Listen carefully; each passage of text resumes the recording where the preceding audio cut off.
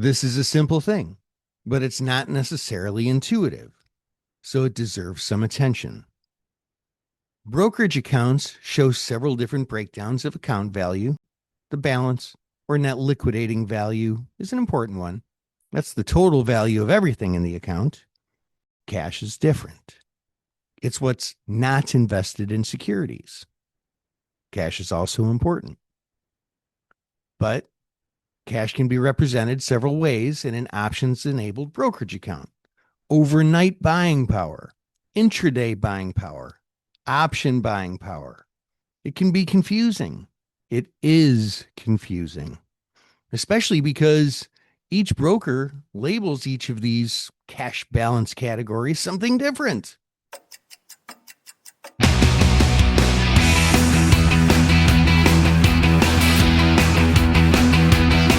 Hello, Wealth Builders. You're listening to Wealth Building with Options. Here's your host, Dan Passarelli. Hey, Wealth Building family. Welcome to episode 62, Managing Cash Reserves for Wheel Traders. But before we jump in today, I've had some of you contact me with questions about my upcoming book, which is just about to be released. To get updates on the release schedule and about pre-launch bonuses, because we've got some good ones, and even maybe to get excerpts from the book and more, go to bcwwo.com. That's B as in build, C as in consistent, W as in wealth, another W as in with, and O is in options. Build consistent wealth with options, because that's the name of the book, bcwwo.com, and get on the list to get all this stuff. The concept of evaluating investment returns is simple and straightforward. I buy an asset of some sort with some of my cash, and in the future, the asset may be changing hands at a different price. So I just subtract the price that I paid for said asset from what it's worth now, and that's my profit or my loss. And I generally divide that amount by the original price I paid for it to get a percentage profit or a percentage loss. And hey, if I'm feeling crazy, I'll annualize it too. Simple, right? If only. What if the asset is maybe something like real estate and it's not changing hands, nor are any comparable properties changing hands either?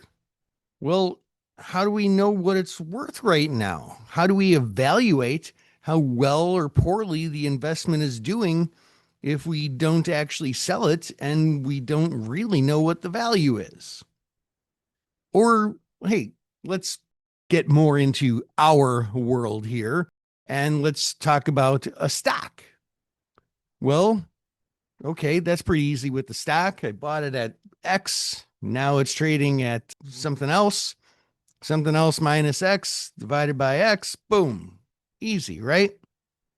But what if the stock also paid dividends during the period I owned it? Or what if it spins off a division of itself and now you have two stocks? Or spins off cash or merges with another company? It can get a little sticky. Let's go even deeper into our niche here at Wealth Building with Options and talk options.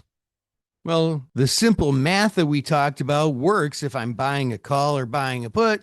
Bought the call for X, now it's worth whatever minus X divided by X, boom, easy. If I'm buying a call or a put, easy. But what about spreads? What about covered calls where we own the stock but are also short a call? We got two different positions on. And that short one, let's scratch our heads on that one. Or more on point, what about a cash secured put where we didn't pay anything and, in fact, collected cash when we made the trade? How do we figure out a return percentage on that one? We've talked about some of these things on the show before to give you an idea on how we can evaluate some of this stuff. But I want to get your mind primed for what we're going to talk about today. And that is managing cash reserves for wheel traders. Cash is a tricky thing when it comes to option trading. It's super important, but it might not always represent what you'd think upon first considering it. With option trading, well, you need cash to put on trades. Heck, even if you're receiving capital, there's still margin involved, right? But you also need cash to take off trades, and you need it for margin. Tricky indeed. Well, fire up those headlamps in your mind because we are spelunking in the cave of managing cash reserves for wheel traders today. What is cash reserves? What does that really even mean? Well, you won't really see the words cash reserves probably on your trading screen anywhere. You might. It depends on the broker. You'll see cash and you'll see lots of different account designations that use the word cash sometimes. But as far as cash reserves go, what that is it implies that our cash, or at least some of our cash, is reserved or set aside for what? What is it set aside for? For something. Well, it turns out that something could be a number of things. And so, what percentage of our account should be in cash so that we have some reserved for some of these things? That depends on a number of factors.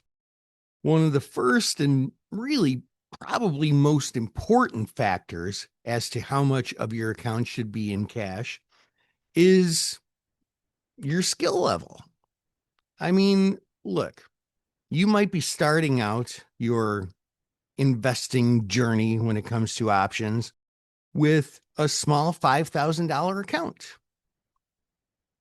Or you may be starting it with a $50,000 account or a $100,000 account or maybe $1,000,000 account. But here's the thing. They have a joke when it comes to the trading world, and that joke is, what's the easiest way to make $1,000,000 trading? Start with $2,000,000.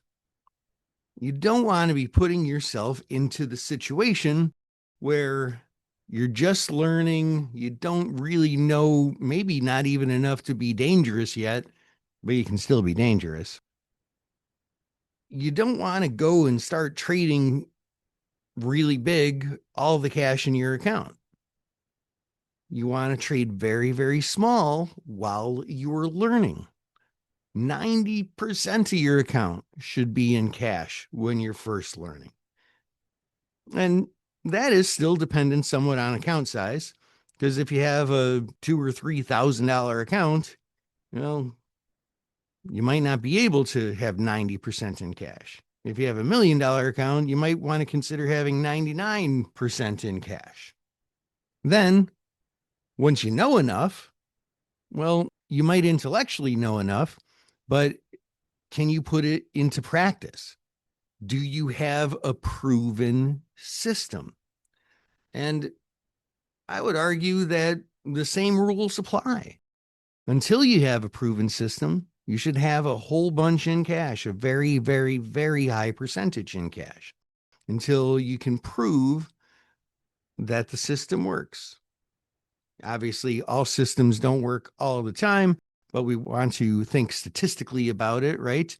And know, hey, if it didn't work out, is it just bad variance in the market? Or is they're a problem with the system. We want to get the system down before employing a large part of our cash. Market quality. If the market is in one of those regimes where it's just been kind of going up nice and slow and steady with a couple of pullbacks here and there, but everything's cool and copacetic and it's good news and earnings are increasing. Sometimes you get those markets for a couple of months, 6 months, a couple of years sometimes. Well, it might be okay once you have your skill down and you have your proven system to be what you might call fully invested. Now, fully invested when it comes to being an option trader is a bit of, oh gosh, I don't even know what that means when it comes to option trading. It doesn't really mean anything. But if we take that to mean having the vast majority of our capital deployed into positions that we believe will make money, then yeah, if it's a good, strong market like that, then okay, sure, that might make some sense. If it's a little bit more of a dicey market, well, cash is in and of itself a position as well. And that is a position that arguably doesn't fluctuate as much as like a stock or something. Phew, I had to throw in that word arguably because, well, it actually does kind of fluctuate, doesn't it? Because cash is always denominated in a specific currency. And arguably, it doesn't even have to be a currency, it could be treasuries. But treasuries change price. Currencies change price against one another and against inflation or against gold, if you want to look at it that way. And so investors always have to reach that point where they say, I'm concerned about the stock market. And so maybe I'll go into cash. Am I concerned more about stocks than I am about my US dollars losing value against other currencies and against inflation and against gold? There's always that tricky decision, isn't there? But yes, market quality is one of those important things that does determine how much should be in cash. Another, risk and risk tolerance. Gosh, that's a tricky one though too, isn't it? Because intuitively, we would say, yeah, the more risk averse I am, the more I would be in cash and have less in risk assets, stocks. But that logic really only goes so far because if I just owned shares of spiders, SPY, well, the S&P 500 is supposed to, well, not supposed to, but has historically returned anecdotally 10% a year for decades and decades and decades. And so if I'm sitting in cash and earning 3.5% interest or something on that cash, well, I'm going to underperform the market. And so am I really being more risk averse if I'm guaranteeing underperformance? Is it less risky just to put it all in the S&P 500 and not individual stocks? Gosh, there's so many things to think about when it comes to what percentage of your account should be in cash. One that I really want to talk about on this show today is the type of strategy. I remember when I was first learning to teach options, this is when I was working for the Chicago Board Options Exchange proper, and I was being mentored on how to teach options by one of the best that there ever was, a guy named Jim Bittman, who's an OG options educator. He didn't teach me options, but he taught me how to teach options. And there was some of this that we talked about in some of the classes. And I remember that there was one option strategy. It was called the 90-10 strategy. And it's not really one that I adhere to. So I'm just bringing this up just to kind of give an example as to how the amount of cash that you should have works hand in hand with the type of strategy.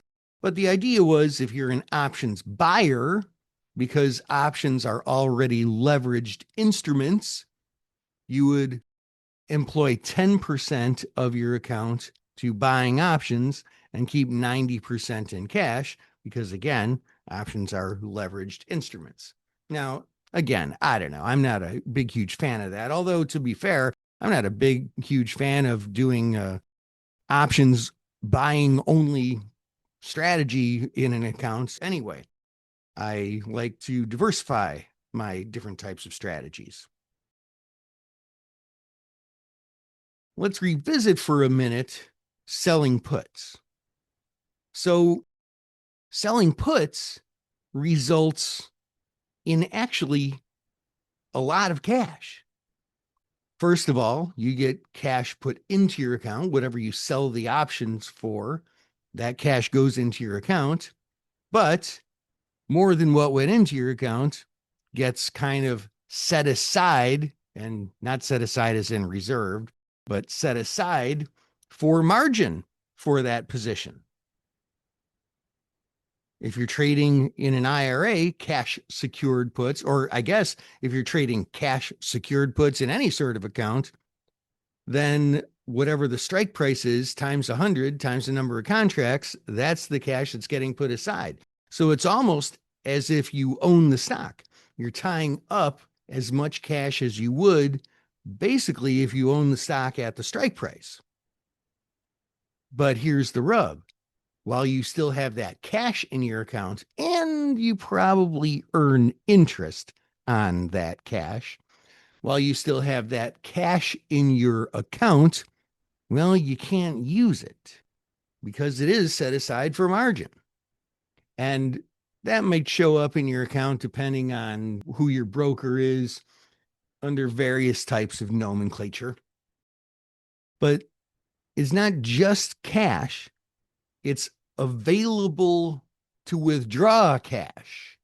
It's that free cash that you can actually buy stuff with. You can't buy stuff with that cash if that cash is already reserved for margin on a cash secured put. And it's the same with the covered call, but it's a little different. I guess in some ways, it's not really the same at all, but there is one sort of little interesting quirk when it comes to covered calls. I want to go back to a story. Oh, and this is several years ago for sure, a while ago. But I was trading covered calls in my IRA, and I was pretty much what you would call fully invested, which, of course, again, doesn't mean every single penny is invested in a stock, but the majority is. I was fully invested. It was a decent market, as I recall, a long time ago. I don't remember exactly, but I was fully invested. But I had on a covered call. Now, I have come from the world of being a market maker, and I would think purely in terms of margin and risk.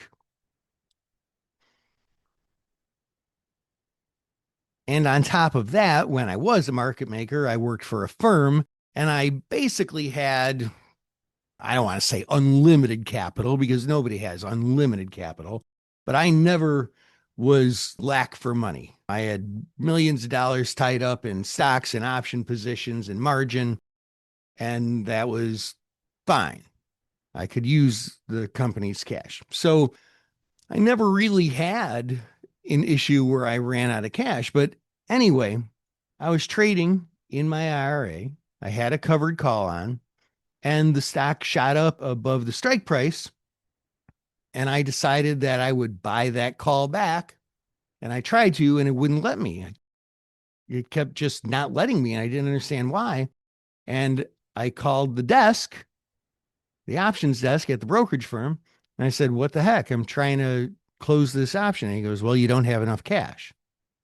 And I said, well, what do you mean I don't have enough cash? I'm trying to take risk off, close a position.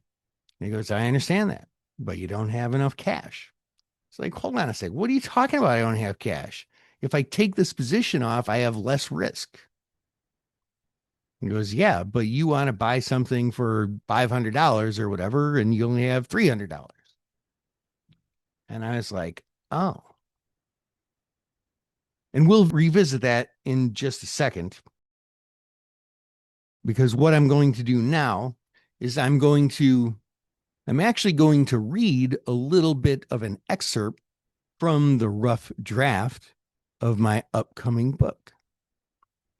This is a little section in chapter 15 called Cash Reserves for Management. This is a simple thing, but it's not necessarily intuitive, so it deserves some attention. Brokerage accounts show several different breakdowns of account value.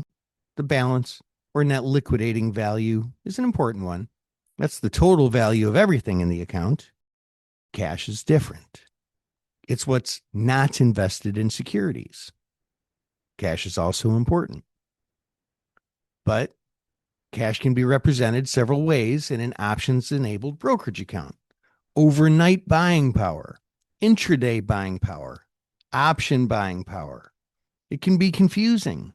It is confusing, especially because each broker labels each of these cash balance categories something different. Regardless of nomenclature, when it comes to covered calls, it's really important to make sure you have enough cash reserves to manage your trades. Imagine you have a $20,000 account. You buy 100 shares of a $100 stock. You have $10,000 in stock and $10,000 in cash. You sell a 101 strike covered call on the stock at $1, which adds another $100 worth of cash. Now the stock goes down $1 to $99. You buy another 100 shares. Now you have $19,800 worth of stock. That's $99 times 200 shares. And a short call and $200 in cash. Now, good news. The stock takes off higher and is trading at $103. Looks like you'd better roll or close your call. You put in an order to buy your short 100 strike call back at $3.60 and error message. What? Insufficient funds? I'm just trying to close a position. Well, there's only $200 of cash in the account, and you need $360 to buy it back. Even if you were to roll, if the net debit is more than the cash available to trade in the account, you can't do it. Ah, I know. I'll sell the 100 shares I bought the other day at $99 up here at $103.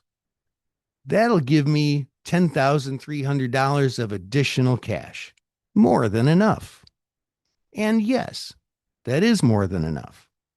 But the stock transaction doesn't settle until tomorrow. Still no closing today. This is a situation that can happen when a trading account is maxed out on the cash available to trade. This is a realistic concern for those wanting to be fully invested. Get to know what all the account balance categories mean in the brokerage platform you use, and always make sure to have enough cash available to buy back short options in the normal course of management. And that was the little section on cash reserves for management. And there's just so much more there, right? You still need cash if other opportunities present themselves. And, because of this T+1 stock settlement, it's not like I can do a spread or like a roll where I sell one stock and open another one. If I'm fully invested, I don't actually get that cash until the next day. And then I've got that overnight risk, just like we talked about with various options positions. Cash, cash, cash can be such a problem, but less of a problem if and when you pay attention to it. And that about wraps it up for this show. But before you go, be sure you're getting the most out of the Wealth Building with Options community and become a paid subscriber. With your paid subscription, you get video extra podcast episodes so you can get hands-on video training on things we talk about on the show, subscriber-only posts where I drill down on a stock, event, or trading opportunity and share trade ideas. You'll get all my covered call and cash secured put trades that I'm making in my real brokerage account. You'll get access to our monthly online Ask Me Anything webinar, and you'll get our unusual options activity alerts on options income trades and much more. And hey, the best part is your paid subscription helps keep this show on the air. To become a paid subscriber, just go to the Wealth Building with Options Substack page and sign up. The shortcut to that page is wealthbuildingpodcast.com. That's wealthbuildingpodcast.com, and choose a monthly or annual subscription. For the best value, become an all-in wealth builder and get everything I mentioned, plus our Friday group coaching, our Smart Income video class, which alone is valued at more than the subscription, and get a signed copy of my new book, Build Consistent Wealth with Options. In fact, if you join now and become a paid subscriber, you'll get one of those puppies in your hands before it even hits the street. Until next time, invest excellently.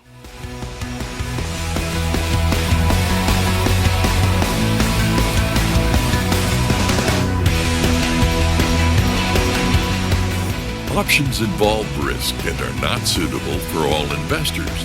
Before buying or selling an option, read characteristics and risks of standardized options. A link is provided in the show notes. To learn more about your host, Dan Passarelli, please visit markettaker.com.